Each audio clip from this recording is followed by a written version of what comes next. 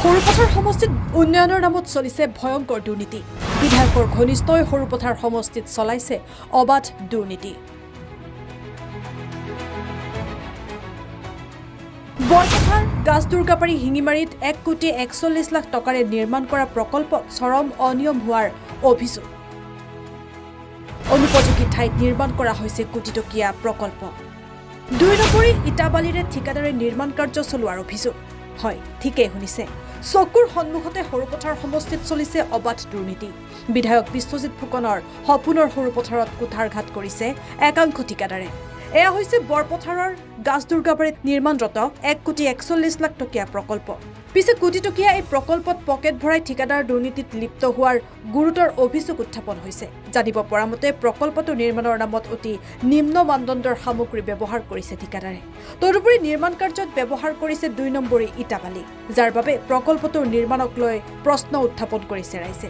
কেৱল ইমানেই নহয়, এই প্ৰকল্পৰ ক্ষেত্ৰত স্থানীয় ঠিকাদাৰক বঞ্চিত কৰাৰো অভিযোগ উত্থাপন হৈছে।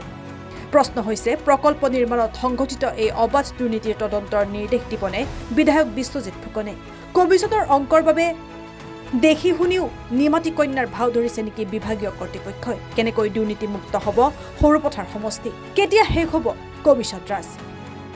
আপোনালোক সকলোৱে জানে যে সৰুপথাৰ সমষ্টিৰ বিধায়ক বিশ্বজিৎ ফুকন ডাঙৰীয়াৰ নেতৃত্বত একাংশই প্ৰচাৰ কৰে যে সৰুপথাৰ সমষ্টিত ভাবিব নোৱাৰা ধৰণে উন্নয়ন হৈছে বুলি তেওঁলোকে প্ৰচাৰ কৰে।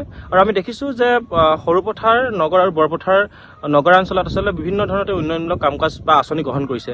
আমি দেখিছোঁ যে গাছ দুৰ্গাবাৰীত প্ৰায় 1,41,00,000 টকাৰ এটা তেওঁলোকে প্ৰকল্প হাতত লৈছিলে। আৰু যিটো প্ৰকল্পত বৰ্তমানে 2 নম্বৰী ইটা, 2 নম্বৰী বালি আৰু 2 নম্বৰী ৰডেৰে আচলতে নিৰ্মাণ কাৰ্য অব্যাহত ৰাখিছে।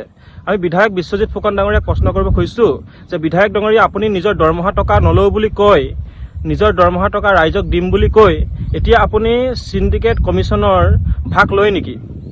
যদি নলয় তেন্তে কেনেকৈ এই প্ৰকল্পটো, যিটো প্ৰকল্প 1,41,00,000 টকা, এই প্ৰকল্পটো কেনেকৈ 2 নম্বৰী ইটা, 2 নম্বৰী বালি, 2 নম্বৰী ৰড কেনেকৈ ব্যৱহাৰ কৰিব পাৰিছে?